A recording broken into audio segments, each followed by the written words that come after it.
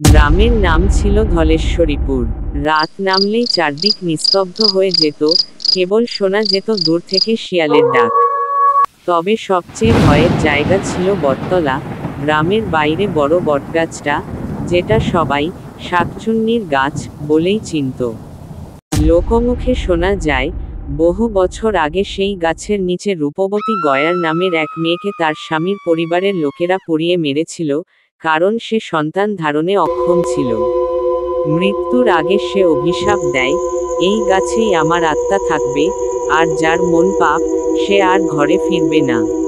এরপর থেকে রাত হলে অনেকেই দেখত, সাদা শাড়ি পরা এক নারী গাছের ডালে বসে চুল আঁচড়াচ্ছে। কারো কারো দাবি, সে নাকি পথচারীদের ডাক দেয় মায়াবী কণ্ঠে। কেউ যদি তার ডাকে সাড়া দেয়, তবে আর ফেরা হয় না। একদিন শহর থেকে এক যুবক এলো, নাম অরুণ। ভূতপ্রেত বিশ্বাস করত না। সে শুনে হাসল, আজ রাতে আমি ওই বটতলার নিচেই শোব। দেখি কে আসে। সবাই তাকে নিষেধ করলেও সে মানল না। রাতে চাঁদের আলোয় ঢেকে থাকা বটতলার নিচে সে বিছানা পেতে বসে রইল। মাঝরাতে হঠাৎ হালকা শীতল বাতাস বইল, গাছের পাতাগুলো কাঁপতে লাগল। তারপর ভেসে এল এক নারীকণ্ঠ, অরুণ। অরুণ! সে চমকে উঠল। চোখ মেলে দেখে এক অপূর্ব রূপসী মেয়ে দাঁড়িয়ে, লম্বা চুল, সাদা শাড়ি, পা নেই মাটিতে। অরুণ তখনও ভয় পেল না, বলল, তুমি কে? মেয়েটি মুচকি হেসে বলল, আমি গয়ার। তুমি কি সত্যিই ভয় পাও না? অরুণ উত্তর দিল, ভয়?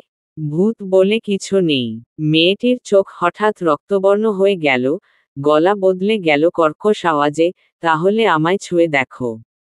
তৎক্ষণাৎ হিমেল বাতাসে চারদিক অন্ধকার হয়ে গেল, অরুণের গলা দিয়ে আর শব্দ বের হলো না। পরদিন ভোরে মানুষ দেখল, অরুণের নিথর দেহ পড়ে আছে বটতলার নিচে, মুখে জমে আছে এক আতঙ্কিত চাহনি। তারপরে আর কেউ সাহস করেনি বটগাছের কাছে যেতে। গ্রামের বয়স্করা বলেন, শাকচুন্নির ডাক যারা অবজ্ঞা করে, তাদের শেষ হয় নির্বতায়। আর বটতলা এখনো দাঁড়িয়ে আছে, নিশির ডাকে অপেক্ষা করে।